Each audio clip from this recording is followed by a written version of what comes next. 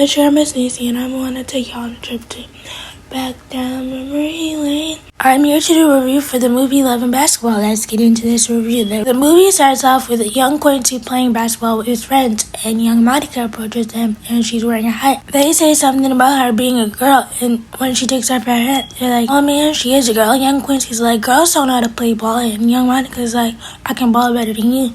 Then Quincy's like, you and Calvin versus me and Jamal. As they're playing the game, young Quincy is mad that he's about to lose, so he pushes Monica to the ground, and she falls in the grass and she scrapes up her face. She goes home to get her face cleaned off, and the whole time her mom is talking about, you shouldn't be outside playing rough with those boys. Quincy's mom ends up making a cake for Monica and her family, and Quincy is over there making a card for Monica. He's making this card to apologize for her falling down when they was playing basketball, and as he's making the card, he says, I can't do this shit. Quincy's dad, Zeke McCall, gets on him for saying that because Quincy's like, don't ever say can't, because can't is not in a man's vocabulary. Quincy's mom, Mona, asked Quincy's dad, was he coming over with him to meet the neighbors? He's like, I can't because I got a meeting.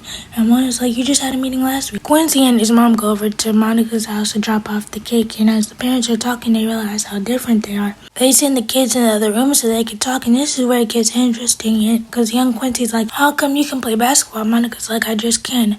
Quincy's like, my dad plays for the Clippers, but he tells me I'm going to be a doctor or a lawyer or something. Monica's like, I'm going to be number 32 like Magic. Monica's like, in one game, Magic had 48 points, had 6-minute quarters, and stayed out the whole fourth quarter. Quincy's like, man, you do act different. He's like, well, if somebody tries to mess with you, let me know, because I run the street. Monica's like, I'm going to just tell my sister Lena. Quincy's like, I bet you don't know how to box. I know how to fight like Ali. Monica's like, I know karate from Almighty Ice. It's the night before Monica's first day at school, and her sister Lena's doing her hair, and Monica tells her sister Lena to make sure she looks nice. Her mom comes in the room, and she's like, look what I found. I found your box of dresses. Somebody hid them. And then she pulls out this yellow dress, and she's like, Mom. Monica doesn't want to wear that, because Monica is very much a tomboy, but then we see Monica's dad comes in, and he's like, what shirt should I wear?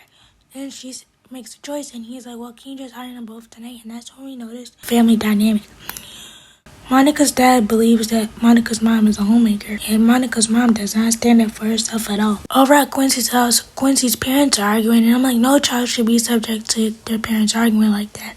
But they have a lot of family drama too. Quincy and Monica are riding to school on their bikes, but Quincy notices that Monica has a dress on, so he tells her that she looks nice. Then he asks her, you want to be my girlfriend? Monica's like, yeah, but what do we do now?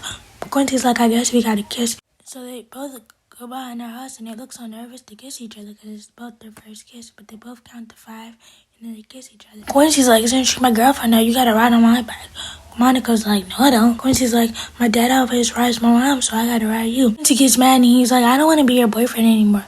Monica's like, well, I don't want to be your girlfriend anymore, and your dad plays for the worst team in the NBA. Quincy's like, shut up, stupid, and they have a little fight in the grass, and time passes forward, and they're in high school now. Then we see older Monica, and she's played by Astronaut Lathan, and we see her having her first game, and she's called out the game for a foul, and she looks disappointed because she knows that the UCLA scout coach was there, and she doesn't want to disappoint them because she knows she has a lot of riding on. Okay, mind you, Quincy is there watching her play the game, standing along the wall with his friends. It's dinner after the game, and Monica and her parents are sitting down for dinner, and Monica's mom is like, you didn't have to act like. Monica's sister Lena is like, what did you do? Monica's like, I ain't do nothing. She's just mad because I won't run around here with an apron on, and I'd rather shoot a jumper. Monica's mom says something, and Monica's like, I won't because I'm a lesbian. And then Monica's mom is like, that's not funny.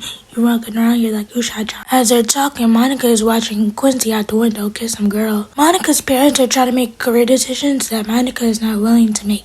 They want her to be a banker and a Susie homemaker, but she's not willing to do that because all she wants to do is play ball because that's all she ever dreamed of, and she wants to explain it to her parents, but they're not listening. Then we see older Quincy, and he's played by Omar Epps, and he's playing a game, and Monica's there to watch him and support him, and she's really watching his game. This girl named Shawnee Easton comes to buy her, played by Gabrielle Union, and she asks Monica, who's Quincy taking prom? Monica's like, I don't know. Shawnee's one of them nice, nasty girls because she hands Monica the note, and she's like, thank you, girl. After the game, Monica asks Quincy for a ride home, and Quincy's like, I guess please will be a stretch.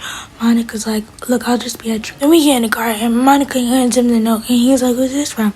She's like, Shawnee Easton? He's like, Shawnee Easton with the big titties? And then he's like, give it here, give it here. She's like, no, so she reads the note, and she's like, the note says, cute, you are so fine, I've been wanting to get with you. Let me take you to the spring dance, and I promise to leave you satisfied. After Monica's done reading it, she's like, what a home. Q's like, why she gotta be all that? Monica's like, cause she's sending her Gucci through the mail.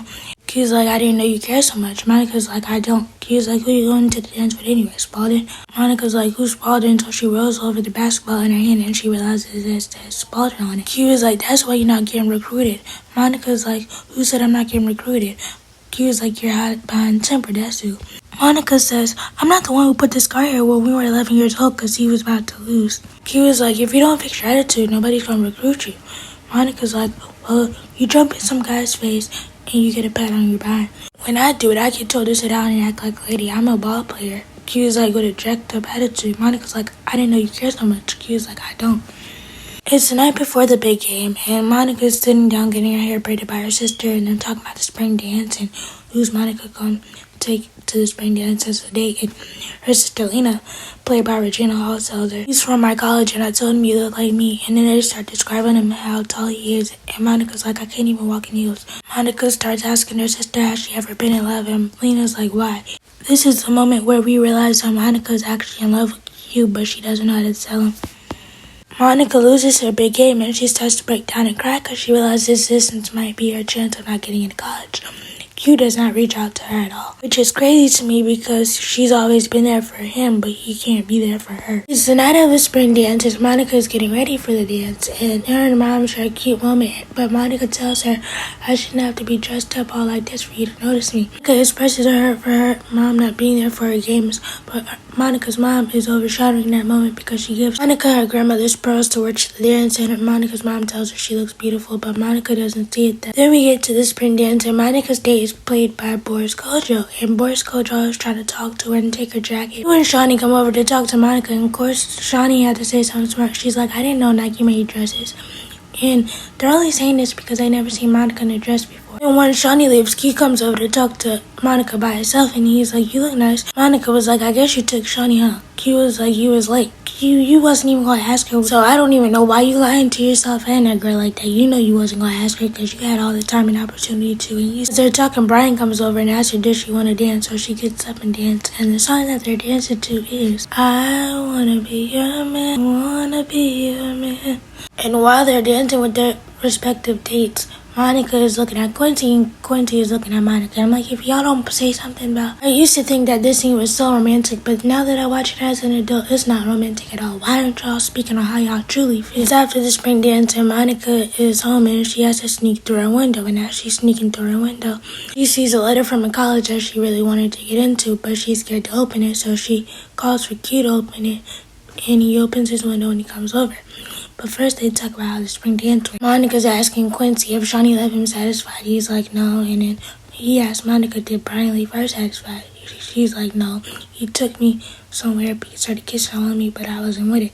So I left. Then they get back to opening the letter, but before that, Monica says, I can't remember how many offensive rebounds I had. Q is like, you have 4, but they read the letter and they realize that Monica got into the school and Q says he's going to the same school too. Very excited. He's like, Q has been paying attention to her, but he just doesn't know how to act on his feelings. I guess Monica liked the attention he was showing her, so she goes and kisses him. He's like, what was that about? He kisses her back. Then they start rolling around in the grass, kissing and making out with each other. And I'm like, Monica, how's your dress right and you have no grass? Then they go in the house, and this is a pivotal moment for Monica because she loses her virginity to Q to this woman's work by Maxwell.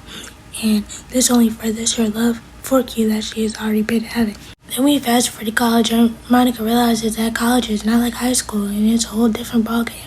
Because she still thinks that she's the head of the team and all this other stuff, but she quickly realizes that she's not. She's working really hard to prove herself, but one of the girls, Citra, tells her to never let a freshman take your spot. Monica's having to deal with balancing her relationship in college basketball, but then she realizes that she's not the only star because Q is getting attention from girls. Monica's not like. Monica and Quincy are working really hard to prove that they deserve their spots on the team in college, and in one of the practices, Monica does one of the moves that she used to do after she used to make a shot in high school, but the coach quickly tells her that this is not high school anymore. After winning a few games, the coach asks her, does she want to do the position that Monica always wanted to do? Of course Monica says yeah, but she's hesitant at first. The coach is like, if I didn't think you were capable of doing it, I wouldn't ask. Monica's team wins their championship basketball game. Monica and Sidra have a little battle, and Sidra tells her the only reason you're here is because Tanya Randall got pregnant and decided not to come. They were done recruiting. Of course, Monica's feelings are hurt by this, but we get a deeper look into Quincy's home life, and he's having a meeting with his dad, and they're talking about basketball, and then he asks his dad if he's cheating on his mom. Of course, Zeke denies it. He's like, don't ever ask me something like that. You know I wouldn't do that. Quincy is gonna hold his dad up to the highest pedestal that there is, so anything that his dad says, he's gonna believe. It turns out that Zeke did actually cheat on his wife because his wife Mona hired a private investigator, and they got proof that he's actually cheating on her. And Quincy finds his mom distraught by the pool, smoking a cigarette, and he asks her what's wrong. She tells him that his father cheated on her, and he doesn't believe it because he's gonna believe his father. Quincy's mom shows him pictures, and Quincy's face is distraught looking at them because he can't believe his father would actually do something. He goes to tell Monica what happened, and of course she's listening to him being there for him, but she's also thinking about curfew. She knows that if she missed curfew, she can't start, and Q feels like she's choosing basketball over him. To me, I think Q is a little codependent on Monica because he's always running to her with his problems, even when they were younger. Thinks that she's supposed to do the same thing now that they're adults, but I can't even fault her for choosing herself. After the situation with his dad, Q goes down a downward spiral where he starts drinking, talking to other girls, even though he's not single. His whole thing is, if you're not paying attention to me and you don't want to be there for me, somebody else will. Q has a conversation with his dad and he lets him know that he's going pro, and he also confronts his dad about baby and cheating. The situation with Q's dad, and he feels like Monica's not being there for him, leads to the big breakup between Monica. He's basically telling her, if you could choose basketball over me, why are you boning me? You should be boning Dick Vitale. During the argument, Monica asks, so who was that girl? He's like, I just took her to Burger King. He's like, at least she had time for me. His whole thing is, he feels like Monica didn't make time for him. Her college basketball career was on the line. Of course she was going to choose it over you. It's a few years later, and Monica's playing basketball overseas in Barcelona, and she went into Sidra because they're playing on opposite teams. Her and Sidra connect. They hang out for a bit, and during Monica's time in Barcelona, she realizes how overseas basketball is different from the States.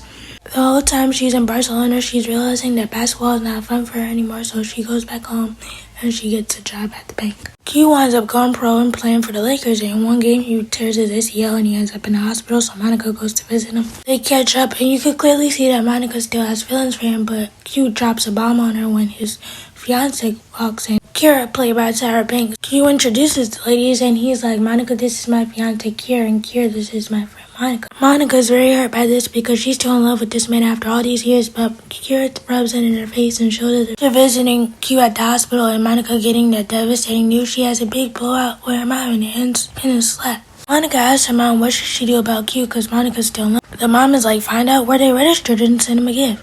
And Monica doesn't like that. She wants to go hurt it, but her mom is like, I'm never going to tell you that. Monica's mom lets her know that Monica thinks less of her because she never stood up for herself when it came to her husband, and Monica basically confirms that statement. Monica and her mom both come to a realization that they don't get along because they both live two different lives. Monica wants to play basketball, and her mom wants to be pretty. Monica tells her mom that she's hurt because she feels like her mom never supported her or came to her games. Monica tells her mom that she only came to 2 games. Monica and Quincy have a conversation about how ball's not fun for them anymore, and he asks Monica, why is ball not fun for you anymore? She's like, don't worry. Girl, we all know that ball's not fun for you anymore because Q's not doing it with you.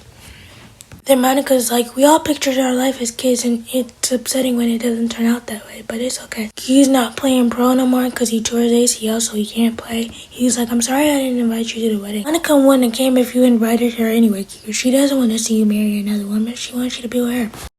Monica and her mom have a conversation, and she's like, when I told you that Quincy could do better, I was talking about you.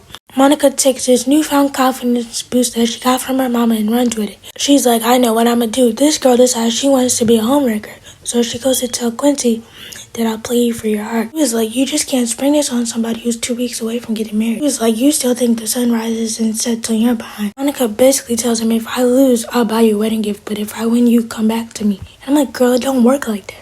They start playing the basketball game, and you made a fool of me comes on. You made a fool of me, tell me why. Monica does lose the basketball game, but Q turns around and he's like double or nothing. They hug and they kiss, and I'm like, oh, I used to think that scene was so romantic, but I think it's so stupid. Monica is the epitome of what Betty Rice said, it's better to have a piece of man than no man at all. Monica, you could do so much better, but if you like it, I love it. Monica does end up getting the life that she always wanted. She ends up in the WNBA playing for the Spark. Her and Q are married and they have a baby. Monica got the ending that she always wanted and I'm happy for her. But watching this movie as an adult, I think it's very toxic. And no woman should be accepting the bare minimum from any man, and these parents need to let go of the expectations that they have for their children. Let me know what you guys think about the movie. Please be sure to like, comment, subscribe, turn on bell notifications. Bye!